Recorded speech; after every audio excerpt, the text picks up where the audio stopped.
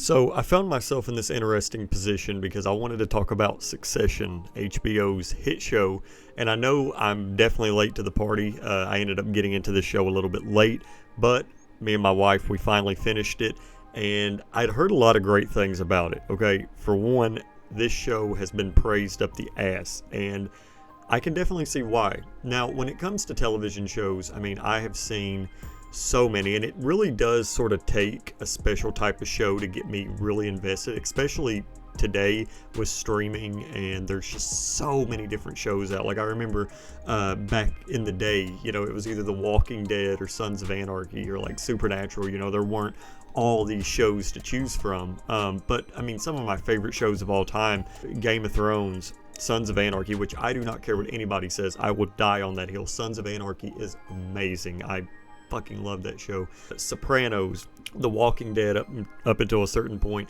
Stranger Things, Supernatural up until a certain point, American Horror Story, Bates Motel. I mean, there's so many different shows that when I think back on them, I just wish I could go back and revisit them, but it's definitely an investment. That's why miniseries are a good thing. But I wanted to talk a little bit about Succession, and I'm not going to get into spoilers for the first half of this video, but I'll give you guys a spoiler warning before I get into the spoilers, because I don't want to spoil the show for anybody.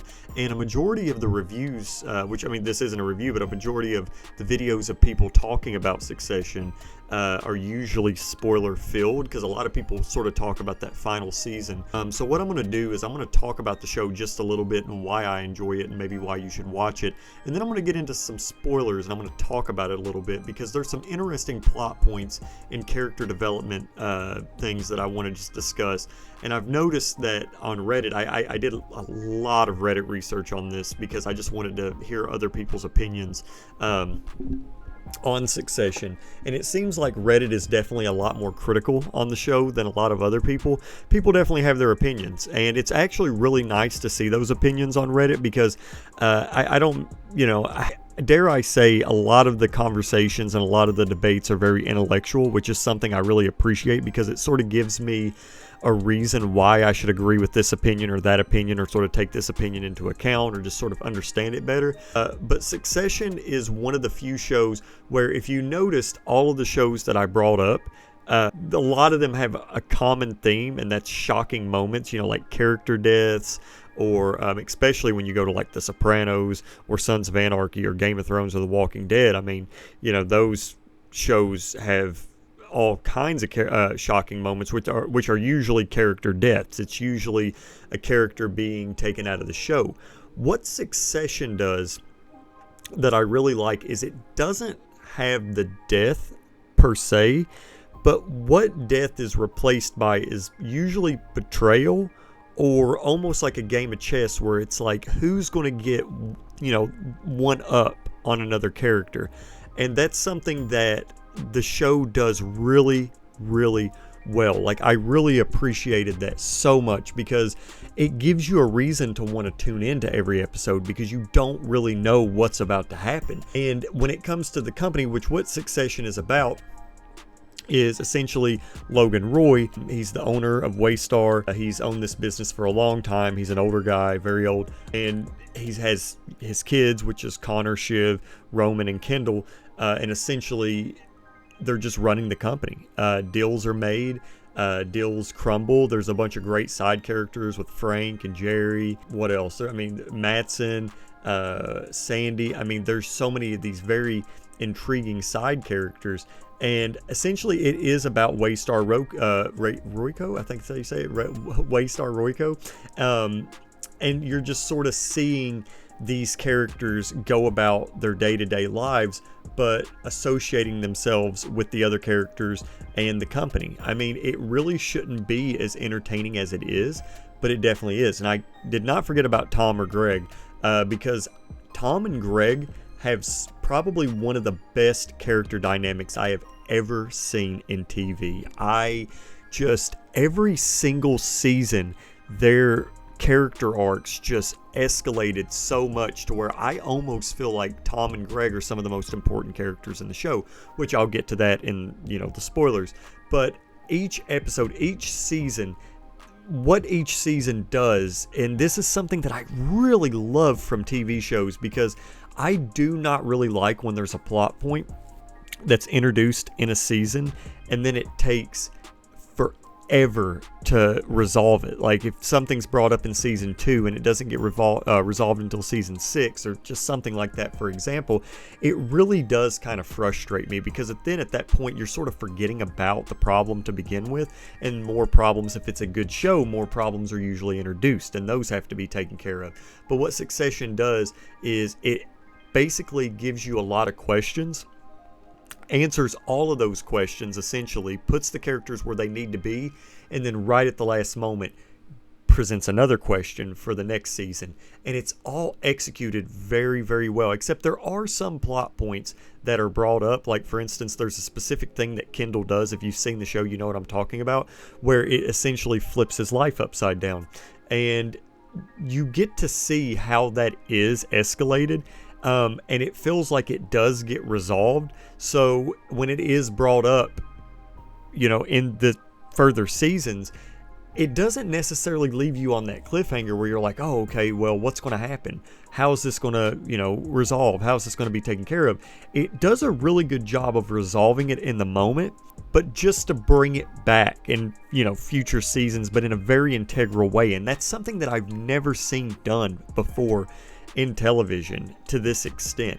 The dialogue, very, very good, very clever. I mean, even if you don't understand the dialogue, which, let's face it, most people probably don't. It's a lot of corporate talk, a lot of business talk, but you still sort of understand where the characters are coming from and why they're doing what they're doing, because each character is so believable that whenever they do start talking about different things like capital and all that good stuff, it's not necessarily that the meaning clicks in your brain. It's just more so like, oh, okay, these characters really want this thing. And then you sort of get to see them go after it, and in great detail too. I love the attention to detail and the cinematography. If you're a fan of like The Office or something, or even Lars von Trier films, where it has that very sort of cold camera where everything just sort of is stale, but it looks very intriguing. There's a lot of different set pieces, but then they do like the crash zooms and the camera's constantly moving, a lot of handheld stuff.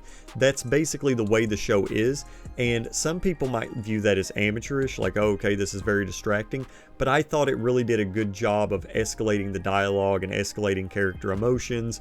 And whenever the camera does do, a locked camera, or it does do a push in, it makes it that much more impactful, because there are certain moments in the show that do that, and when you see that, you're like, hey, shit's about to get real. Like, and again, it's so well done.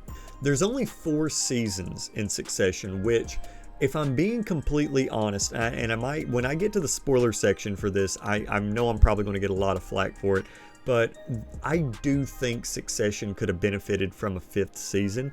Like Breaking Bad, for instance, which I cannot believe I did not bring that up. Breaking Bad's like my favorite show ever, and like Twin Peaks. But like, I think that Breaking Bad ended perfectly. There's some shows that end perfectly, and there's some shows that continue on. Succession, I felt like ended perfectly. Like, I'm not upset about it. But if there was a 5th season, what I'm trying to say is, yes, they ended it when they should, but if there was a 5th season, they would have had no issue continuing on. No issue whatsoever. Even given what happens in season 4, which I don't want to spoil it right now, but there is a very huge, huge moment in season 4. I still think they could have continued it on. Just so much stuff that this film has, or not this film, but this television series has, even from a surface level, or if you just want to keep digging, there's so many things that could have been touched on. It almost, even whenever it ends, which no spoilers, there's still a lot of different things that could have happened. And again, it ended when it should have. That's not what I'm saying. All I'm saying is the show is that good, and there's so many ideas that it could have went for a 5th season. No issue, in my opinion, I think. So this is your warning. If you don't want any spoilers, please click away from this. You should definitely watch Succession, especially if you're a fan of those heavy-hitting TV shows that just people adore. Give it a watch. But this is your spoiler warning. If you haven't clicked away already, then I'm sorry, but let's go ahead and talk about it. So I'm going to talk about just specific moments of the show, but I think what I really want to talk about is season 4 in particular, because that's where a lot of the meat and potatoes come in at. So season 1 is basically establishing the characters. You're getting to know each one of the characters. Like, you have Jeremy Strong as Kendall Roy, which is personally my favorite character in Succession, because the thing about Kendall Roy is, yes, he makes a lot of mistakes, he fucks up a lot, but he's very determined. He's got a drive that I feel like his father has, which is something, it's a reoccurring thing that each one of these kids want to be like their father, and they want to be a quote-unquote killer, which is something that Logan Roy brings up at the end of the second season that he says to Kendall, because essentially something happens with the cruise ships, and you guys already know, a lot of scandals, a lot of conspiracy, and somebody has to go to jail. Kendall takes the fall, but then at the end of the second season, he comes out in a press conference and he basically throws Logan under the bus, which Kendall is just, he's a sporadic character. I'm not saying he's perfect. He's actually the complete opposite of perfect.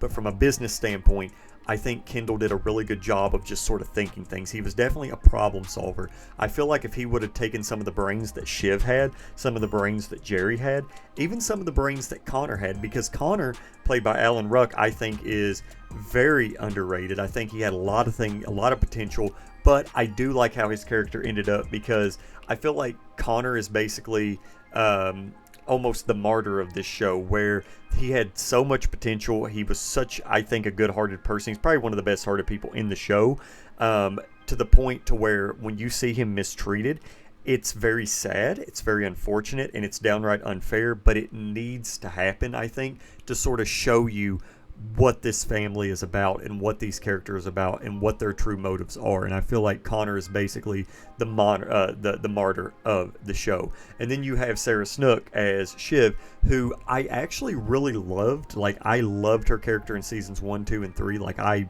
very much so loved her character. In season 4, not so much, which I'll get into for the ending of the show. But Brian Cox as Logan Roy, he's fucking fantastic. I mean, every single time he's on the screen, he is complete energy. He just rules with an iron fist. You got Nicholas Braun, who plays Greg. He does this really good sort of where he does this good portrayal of innocence, but he's almost one of the most dangerous characters in the show, because he basically sides with each side. But you know, either way, he's going to sort of end up, I guess, on the victor's side, which puts him in a very difficult predicament in a lot of the show, which, I mean, it's just so interesting to see it play out. And I hope I'm pronouncing this right. Matthew McFadden as Tom. Tom is, I think he's another smart character in the show where, yeah, he does come across as very silly. He comes across as very unserious, but he's smart. I think he does a really good job of running ATN, and he does get walked all over, but I think it's because he knows he has to, especially if he wants to move up in the business. And of course, he's married to Shiv, so it sort of adds further complications. There's one character in particular that I really, really, really enjoyed, and that's Alexander Skarsgård as Matsson. Now, I'm going to get into Roman in a second, but Matsson's character is so damn, I really can't explain. He starts off, when you first actually get a chance to meet him, he starts off as sort of this likable character where you're like, okay, I kind of like this guy. He's chill, he's laid back, it seems like he knows what he's talking about. Boy, was I wrong. He turns into probably one of the most dangerous motherfuckers I've ever seen in TV history. He's buying Waystar Royco. He's buying Waystar Royco, and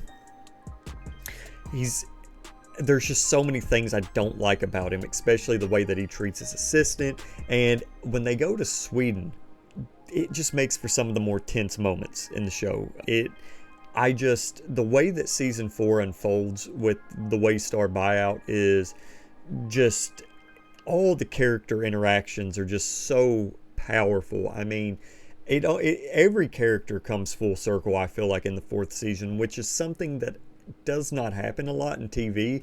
A lot of characters sort of stay within their comfort zone. A lot of characters sort of stay the way they were from the beginning, because let's face it, when an audience falls in love with a character, they tend to gravitate to that character and they don't really want to see them change. But with this show, characters change. I mean, you love a character 1 second and then you hate them the next second. There was a specific moment in season 3 where Kendall throws a birthday party and he basically lashes out at Greg. And I felt so bad for that. And I hated Kendall at that moment. I absolutely hated him to the point to where he wasn't even my favorite character anymore. I gave that to like Roman or Logan. But then it switched and I was like, ooh, I like Kendall again. Especially the end of season 3, whenever we find out that Logan Roy is selling the company. It just becomes this very heartbreaking thing where it's like, okay, we get it, Kendall's a dick, what he's doing is wrong, but we need him. We need him to see this through. He's not scared to play dirty, he's used to it, and we go into season 4. Now, Karen, I hope I'm saying it right, Karen Culkin, I'm pretty sure I'm saying that right, as Roman Roy. That's where I want to talk about in terms of a character coming full circle, because while Roman might not come across as very serious, he actually never does, he's still very passionate. He's probably one of the most passionate characters in the show, where you never really figure the man out. He's got this very surface level presentation to him where you definitely see how every other character feels about him. When you get a glimpse of Roman's full potential, you can tell how far it actually goes. I don't think he was underutilized, but at the same time, I feel like he wasn't utilized enough. And it gets to the point with Roman where it gets dangerous, because you don't want to make the guy too cold-hearted, but at the same time you don't want to make him too warm, because he has a lot of these moments where he's very sympathetic, like he's extremely sympathetic. He's more sympathetic than any character in the show, but then he turns around and he becomes extremely cold. It's really about finding that right balance, which I don't feel like we ever found that balance with Roman, but I don't think we needed to. I just don't think we needed to at all. And that leads me to the final 2 topics that I'm going to talk about with this show. Season 4, episode 3, Connor's wedding, perfecto. It is just one of the most thrilling, emotional, heartbreaking, full circle moments that the show has to offer, because the show basically opens with Logan Roy on his deathbed, basically about to die, and he pulls through. But then in this episode, Logan dies, but he doesn't die in your typical TV show fashion. He gets the same death as most people get in life, in terms of a lot of people don't get a chance to say goodbye, and it's very sad. And it really did, not to get into anything personal at all, like nothing like sympathetic or anything, but I think a lot of people have went through that situation before. You know, like when my grandfather passed away, like I remember it, I was in the 8th grade, saw him the day before, completely fine, and I remember it, I was playing Modern Warfare 3, and basically, you know, my parents came in, they're like, hey, we got to get to the hospital, because nobody really wanted to say anything, and then he was gone. That just, I mean, it just, the way that it was executed, yeah, I mean, it was a very risky move, and I'm pretty sure it pissed a lot of people off, but it happens, and it gave Logan a true death where you don't have a chance to process it. The characters don't have a chance to process it, and you feel like you lost one of those characters. I mean, wow, it just blew me away. I had heard about the episode, I knew the episode was big, but man, just its execution is nuts. That's all I'll say. And now I'm going to talk about the final episode of the series.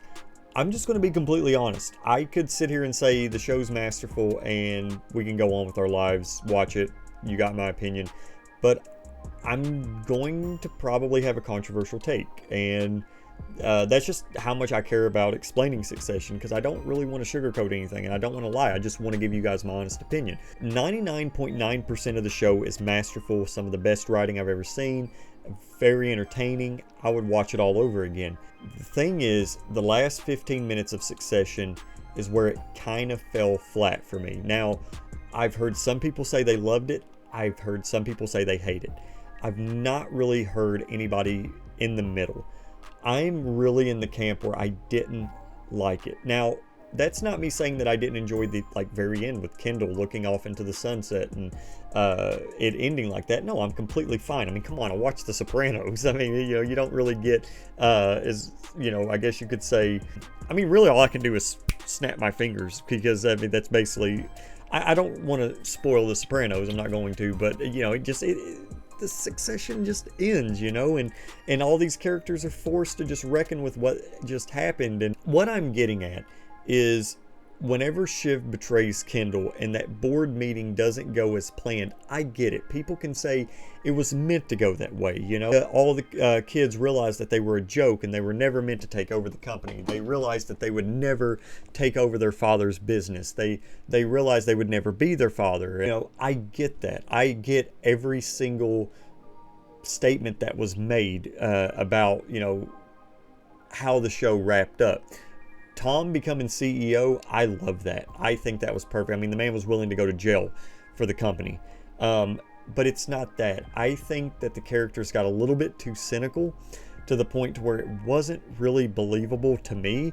And it wasn't even that it wasn't believable. It was just, I felt like it was kind of out of place. You could argue that whenever Shiv saw the votes at the end where it was tied and she was like, okay, well, now I have a chance to, you know, actually have a say in something, which is sort of how I interpret it. Because let's face it, Shiv brought up so many different things in Succession. Logan Roy was not having any of it. Kendall was not having any of it. Roman was not having any of it. Hell, even Tom was not having any of it. Matsson wasn't having any of it. So to me, the way that I viewed that was, the vote is tied. It's up to her. She's got a decision to make. It's all up to her. That makes sense. But the thing is, it is up to her. And she could have chose Kendall. Not saying she should have, but I'm just saying the way that it unfolded, it just was a little bit too, it was a little too cynical for my taste. And again, I hope that doesn't piss anybody off. It is what it is. But that was just my opinion. It was really just that moment of the show where it kind of, it was still great. It was acted really well. It put a pit in your stomach, but it kind of took me out. There's a really big spider on my Shining poster right now. That is a big spider. But it took me out. That's what I'm trying to say, is it really did take me out. And it's to the point where me and my wife were kind of like, this isn't working for us. And it's really, honestly, if anybody feels that way, there are some opinions where people will get it and it's like, all right, we get it. It's your opinion, but come on, man. You know, but we just kind of couldn't help it, you know. Like, when you get taken out of the experience, it really is something you can't help, because everybody's kind of got that trigger when it comes to something. And that's just sort of how that moment of Succession for me was, where I was just very confused. And maybe that's just how it is. Maybe that's just how it's meant to be. Some people like it, some people don't. But Succession was absolutely fantastic. I want to end it on a positive note. I loved every second of it for the most part. Like, basically every second of it. I mean, even the part that pissed me off, I was still, you know, I mean, it's Succession, so I loved it. But I'm just so happy that I had a chance to view the show. It really doesn't do me any good to say you should definitely watch it. I'm pretty sure if you're still watching this video, you know, we've all here seen it. And I am just so glad that I did. It was honestly amazing. It inspired me so much, even, you know, in writing. It just, there's very few shows that just have that impact, and I'm so glad that I had a chance to experience Succession. I think the team did really great with it. Everybody should be extremely proud. And yeah, that's my thoughts on Succession. I don't know what I'm going to watch next, because there's a few miniseries that I haven't seen yet, and there's a few TV shows that I'm waiting to get into. Like, I really want to watch Dark, and I have not seen Better Call Saul yet, which I'm waiting to watch Better Call Saul. I've actually purposely waited to watch it because I actually want to sit down and just kind of binge it. I ended up getting the Blu-ray set like a year ago or whenever it came out. But I also want to watch Netflix's Dark, and I need to watch Shogun and The Mayor of Easttown. I want to watch The Mayor of Easttown because that looks really good as well. But yeah, that's my thoughts on Succession. Anyway, guys, let me know what you thought of Succession down in the comments below. If you guys want to check out my link tree, I have my filmography down there. If you guys want to check out my short films, it would mean the world to me. My feature film, Pesadilla, will be coming out soon. Still waiting to hear back from, well, it's on Bayview's website, so distribution's taken care of. Just waiting for the release date. And yeah, it would mean the world to me. Always looking to connect with other filmmakers, YouTubers, content creators, what have you. Anyway, guys, hope you enjoyed this video, and I'll see you next time.